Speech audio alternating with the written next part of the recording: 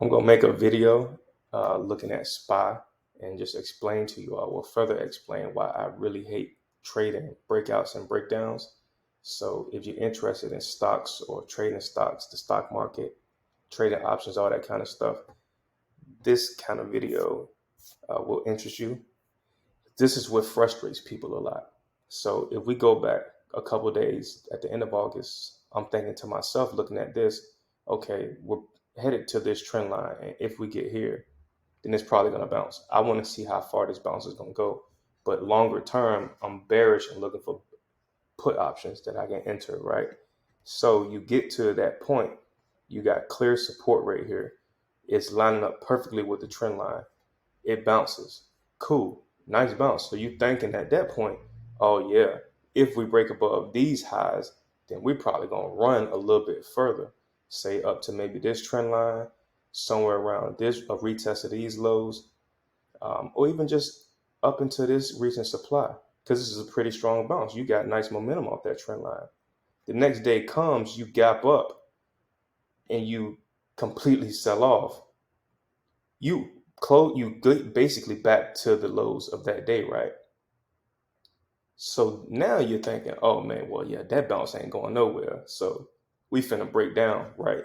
So once we get below 389, this thing headed straight to the dump, right? Got it. I mean, it's a bearish engulfing. I don't really talk about candlestick patterns or candlesticks too much, but like I say, they can show you momentum. And clearly we see that this had strong selling pressure, because if you look at this, you try to gap up and then you erase all of those gains, well, pretty much all of those gains, you probably think, okay, the next day, which would be today, Tuesday, you're probably going to look for a break below these lows and a break below 389. And then you're probably going to have some little bounces here and there. Of course, the market don't go straight up and down, but you wouldn't expect to see this kind of bounce. You barely break below 389, and look what it does. It bounces 4 or 5 points. So now looking at this, asking yourself, like, God dang, like, how? How is this going back up?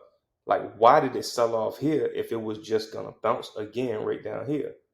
So this is where breakout trading gets really confusing and frustrating. And this is why I typically don't even trade breakdowns or breakouts.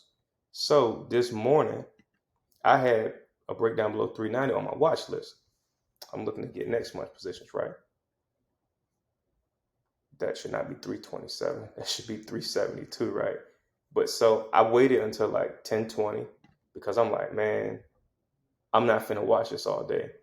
I let it make new lows of the day twice. It made about like 40 cents. So it wasn't nothing crazy or drastic.